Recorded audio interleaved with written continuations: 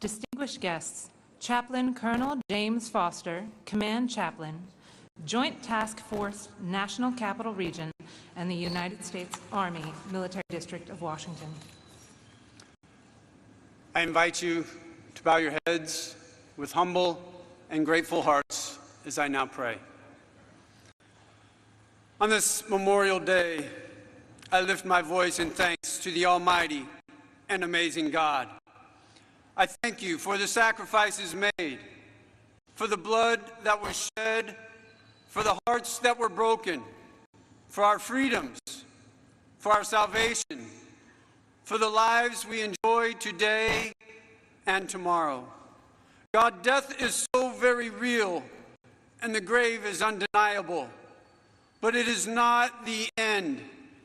We continue to stand and we continue to unite together in strength and have a hope in the victories to come. In my feeble attempt to do so, Lord, along with all those around this nation, I call upon you to help us as a people to uphold the ideals of this great nation, that we might stand resolute with our forefathers and declare with confidence these same words inscribed on the marble above, that those who died, who lie in the hallowed grounds around us and around the globe, whom we honor today, did not give their lives in vain. We honor them, Lord, with our devoted lives. Grant us your strength to embolden the weak, give courage to do what is right, and give us a unity of spirit to bind us together. God, stir us, awaken us, help us to walk by faith and give you glory. In your holy name I pray. Amen. Please remain standing for the United States Navy Band and Sea Chanters Chorus in singing our national anthem.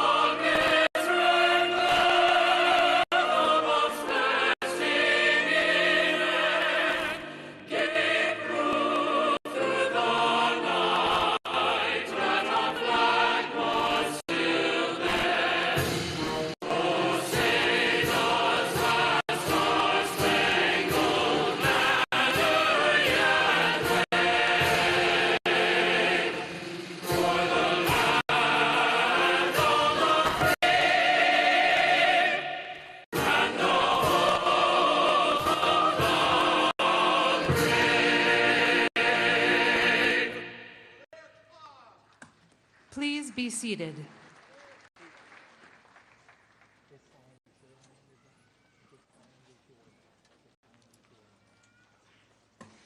Distinguished guests, General Mark Milley.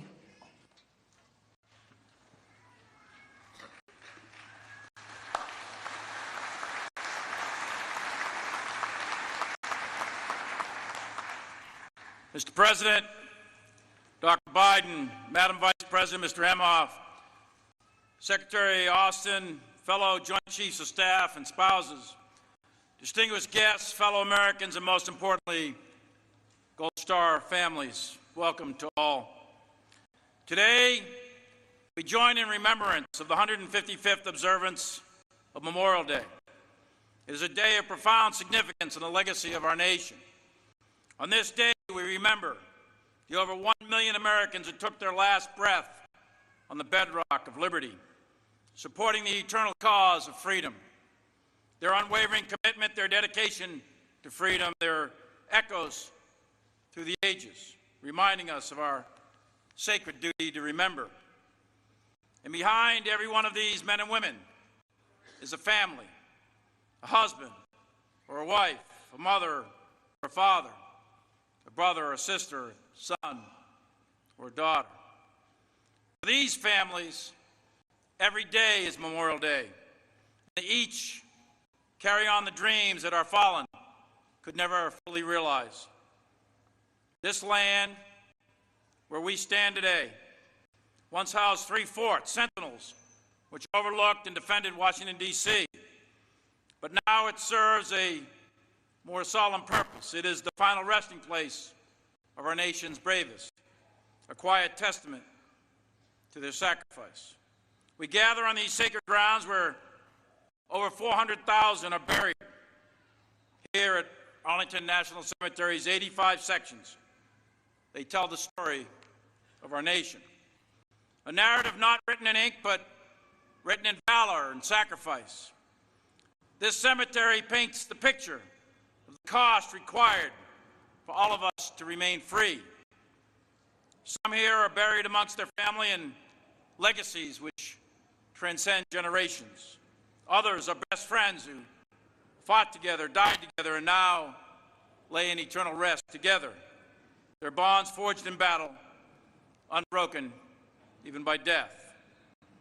Yet our nation's fallen are not only represented on these hallowed grounds, they are represented on every piece of land where American blood has been spilled in the service of our country. Sailors lie forever entombed in the twisted hull of the USS Arizona resting in the seabed at Pearl Harbor. And the white headstones of 9,387 Americans enshrined outside St. Laurent-sur-Mer in France, overlooking the sands of Omaha Beach, as well as the more than 81,500 Americans who still remain missing, our sons and daughters, brothers and sisters who have never returned home. The search for these missing will continue until they are all brought home. It is our final solemn promise to these heroes, their families, and to our nation. Each of these Americans epitomize our tradition of honor, the ethos which defines our armed forces and defines our nation. Individually, they represent the single life cut short, life events never accomplished. We feel their absence in the very depths of our hearts. But together they represent the indomitable spirit of the American military. They are a permanent reminder that freedom is a gift to us all, a gift paid for by those who gave, in the words of Lincoln, the last full measure of devotion. And today we honor them, we remember them, and today we say their names. And in doing so, we ensure their sacrifice will never be forgotten. We will forever walk among these giants as we continue to uphold the cause for which they died, the cause of America, which will endure through all challenges. In fact, the greatest honor that we can bestow upon those who have fallen, the way to remember them the best, is to ensure that this idea of freedom, that the Constitution of the United States of America, the idea that is America, will continue for our posterity and shall not perish from this earth. Thank you.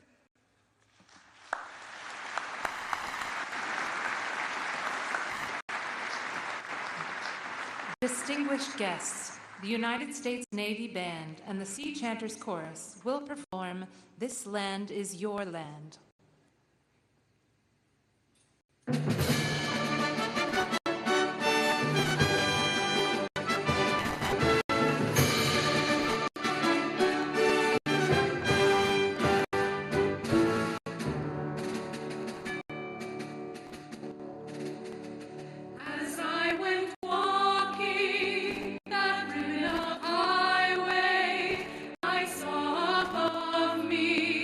That endless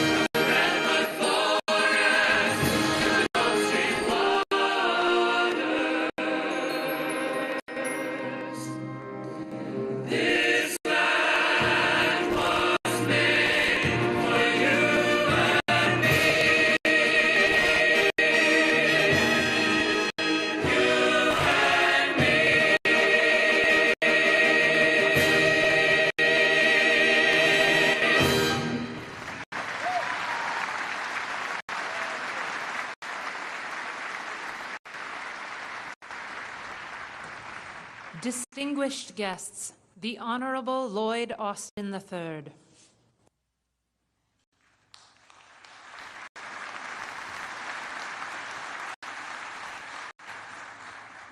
Well, let's give the band and the chorus another round of applause. That was absolutely outstanding.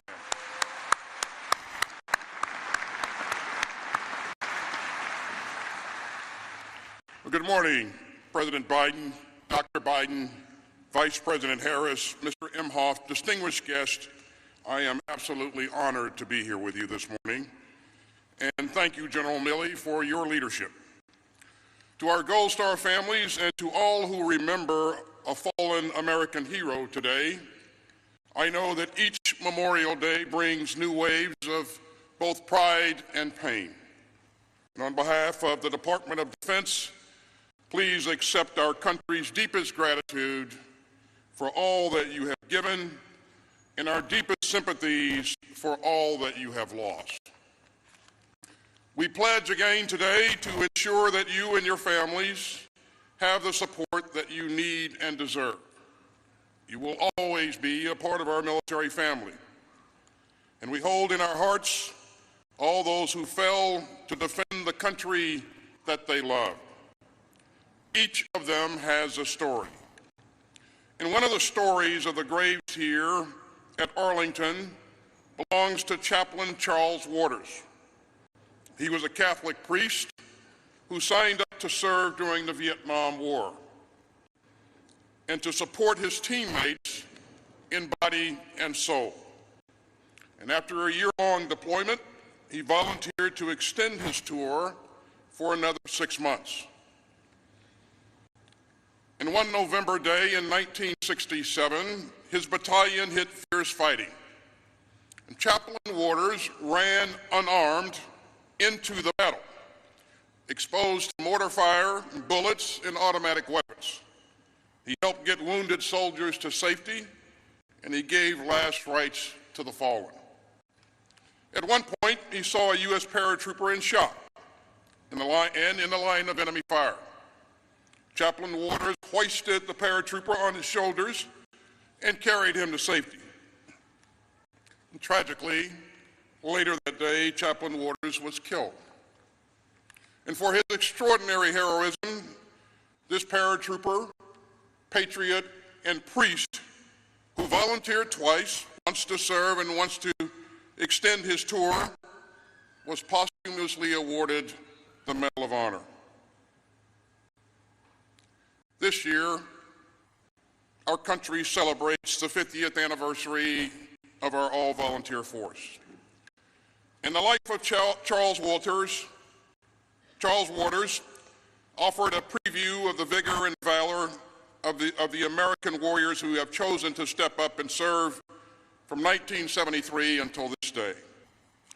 Our all-volunteer force has blended military power with moral power and combined the force of American arms with the strength of people who freely choose to stand guard over our democracy.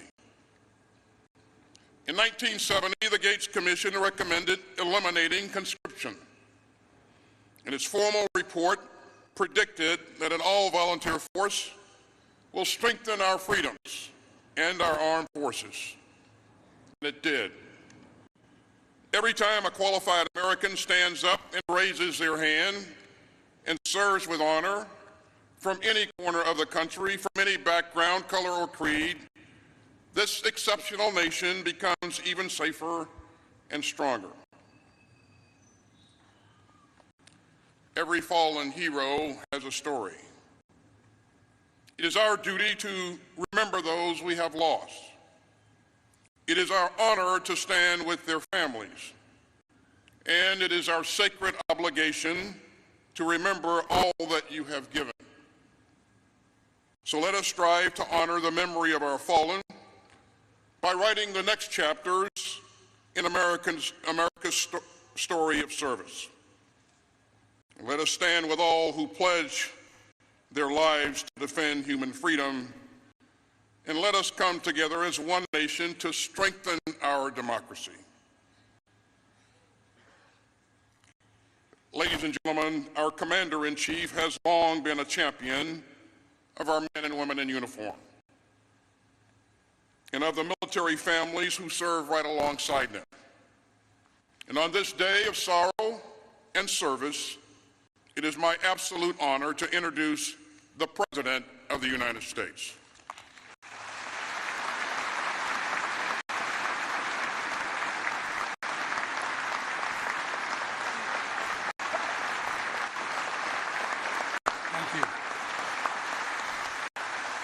Thank you, thank you, thank you.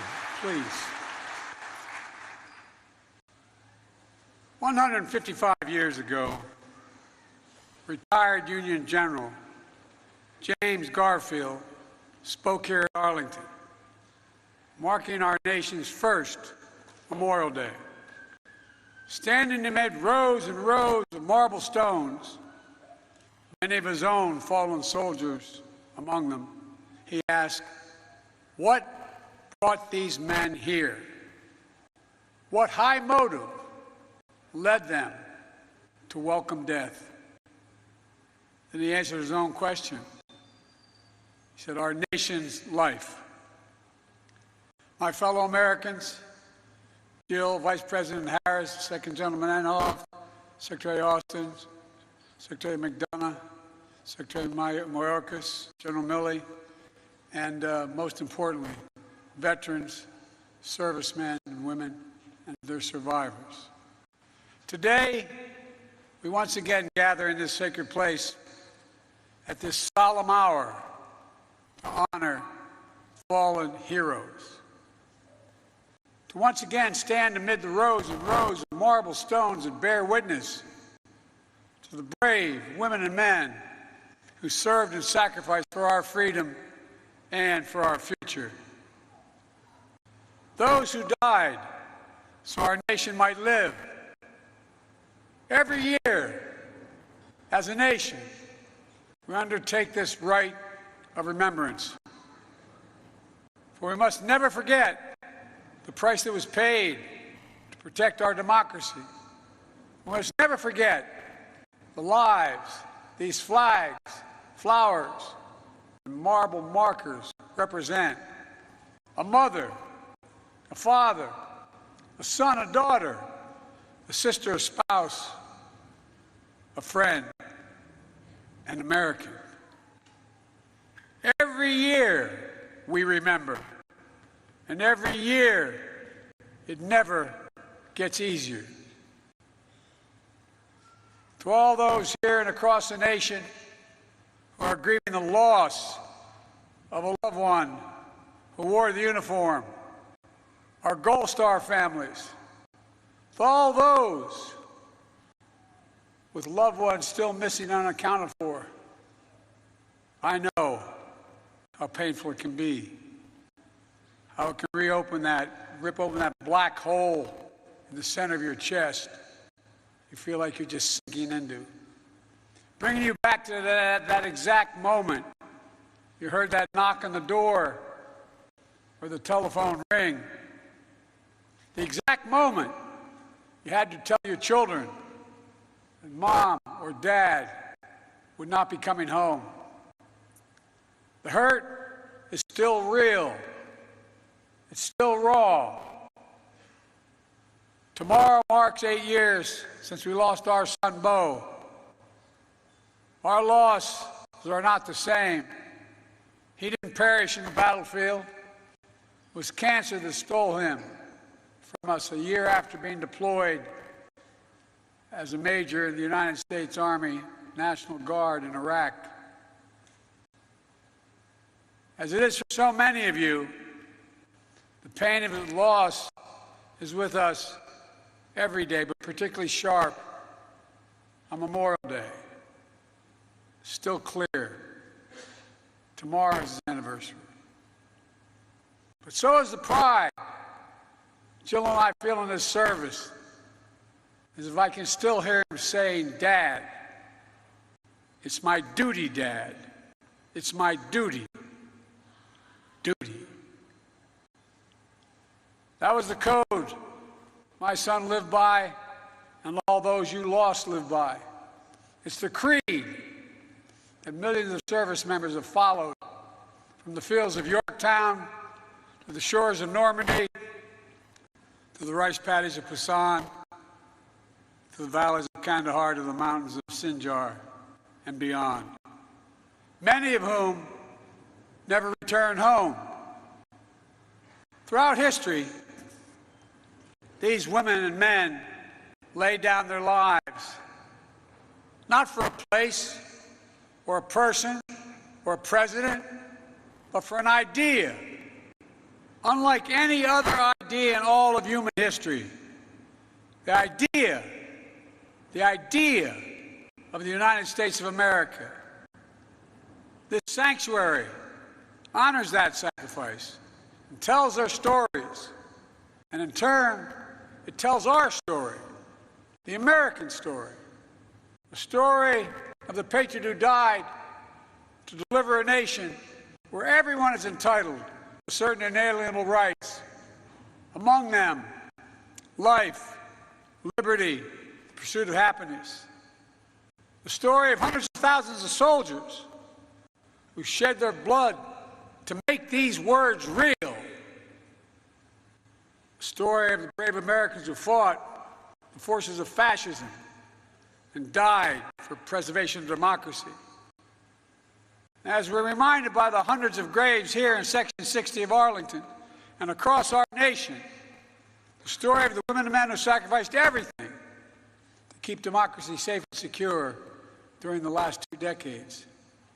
Each of them, a link in the chain of honor that stretches back to our founding fathers in those days. Unbreaking, unbending, not just in their duty and devotion, but something even deeper, in their faith in us. Their faith in us. That we will be worthy of their sacrifice. Our service members have always embodied the highest expectations of our democracy. They've always held faith in our country and all that we could be, a citadel of liberty, a beacon of freedom. Our democracy is our strength, the wellspring of possibilities, and the source of endless renewal. It's how we've been able to constantly change and adapt through the centuries. It's why we've always emerged from every challenge we face stronger than we entered it. It's how we come together as one nation, united. And why there's nothing we can't do in America when we do it together. It's a truth. We celebrate this year as we mark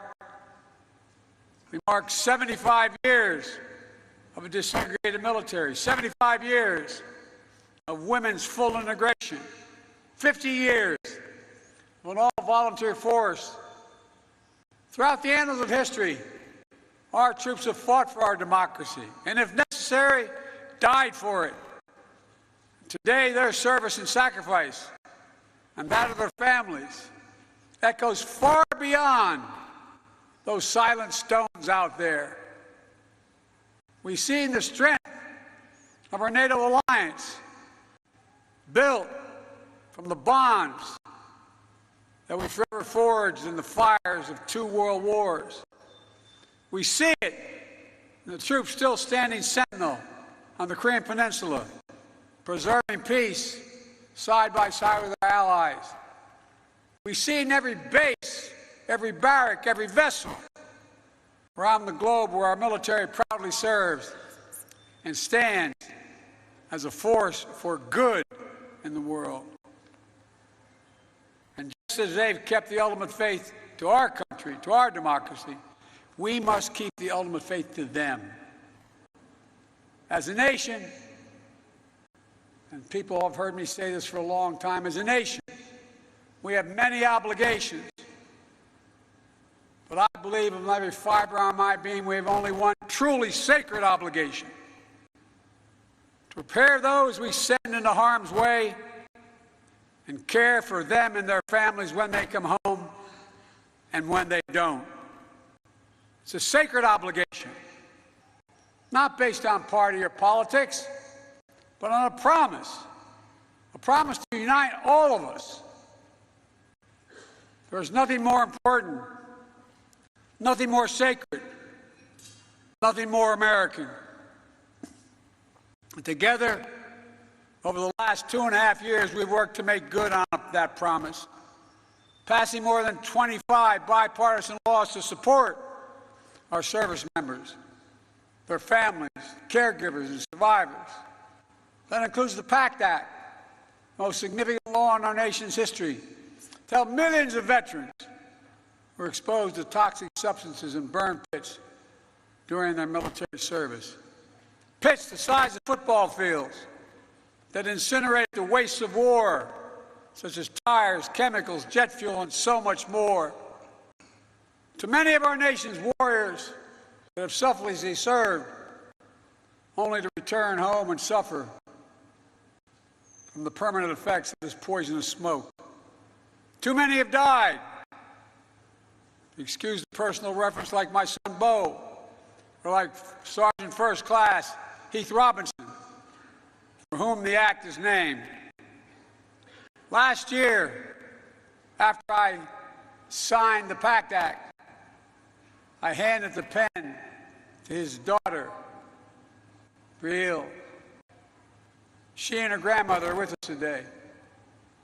After I handed her the pen, this beautiful little girl is sitting over there. Thank you for waving, baby.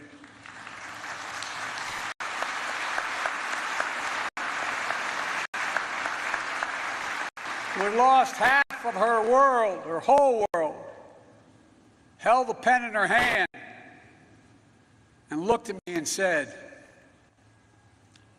"Thank you for my daddy. Thank you for my daddy." God love you, honey. But I don't think she was just thanking me. She was thanking all of us. Everyone who fought so hard, who came together to keep our promise to our veterans, to keep the faith with our heroes. On this day, we come together again to reflect, to remember, but above all, to recommit to the future our fallen heroes fought for. That generation of service members who died for a future grounded in freedom, democracy, equality, tolerance, opportunity, and yes, justice. We use those words all the time. We've seen of late here and around the world that they have to continually be fought for. Not just for some, but for all. This is more important than just our system of government. It's the very soul of America. A soul that was forged by our nation's first patriots. A soul that triumphed over trials and testing less than a century later. A soul that endured because of the sacrifice of generations and generations of the service members ever since. Together, we're not just the fortunate inheritors of their legacy. We must be the keeper of their mission, the bearers of the flame of freedom that kept burning bright for nearly 247 years. That's the truest memorial to their lives. Our actions every day to ensure that our democracy endures, our Constitution endures, and the soul of our nation, our decency, endures. Ladies and gentlemen, 155 years ago, our ancestors stood here and asked themselves, what brought our heroes to this hallowed ground? What high motive led these brave souls, as General Garfield said, to welcome death? Today, we must ask ourselves, what can we do? What must we do to uphold the vision for which they lived and which they died? Today, it's on all of us, to ensure that sacrifice was not in vain, to keep working toward a more perfect union, one where all women and all men are created equal. We're the only nation in the world built on an idea. Every other nation is formed based on things like geography, ethnicity, religion. We're the only nation in the world built on an idea that we're all created equal. We haven't always lived up to it, but we've never walked away from it. And today, standing together to honor those Americans who dared all and gave all for our nation, we can say clearly, we never will. God bless all those who gave their lives so our nation might live. God bless their families, and may God protect our troops today and always. Thank you.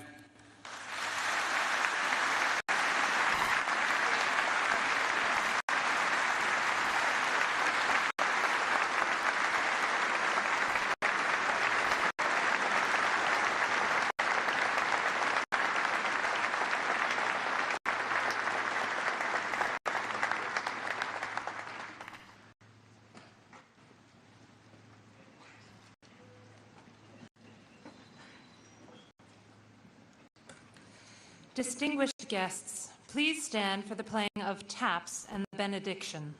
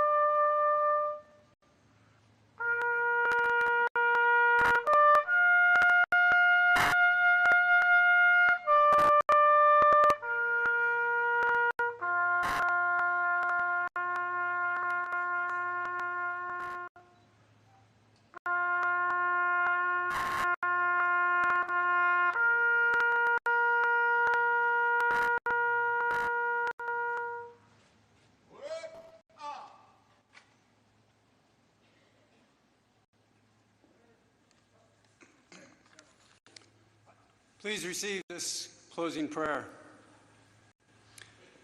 God, those were such solemn tones that mean so much to us as a nation. I pray that you grant us the grace to never forget, to lead lives worthy of the price paid on our behalf by those who have gone on before and those who continue to serve.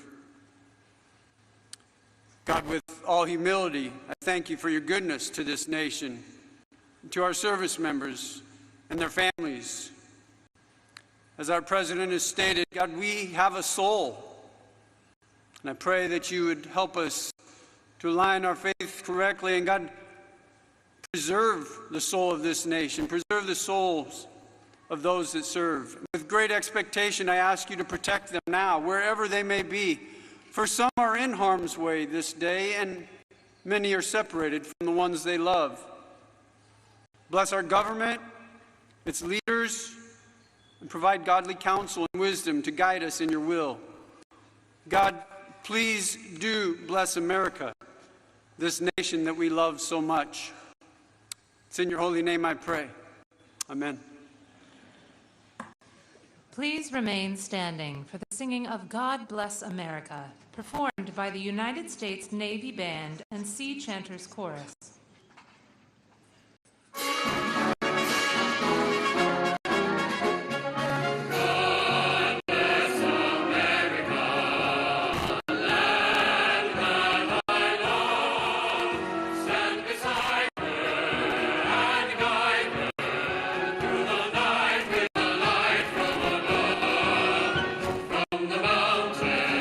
To the prairies, to the oceans, my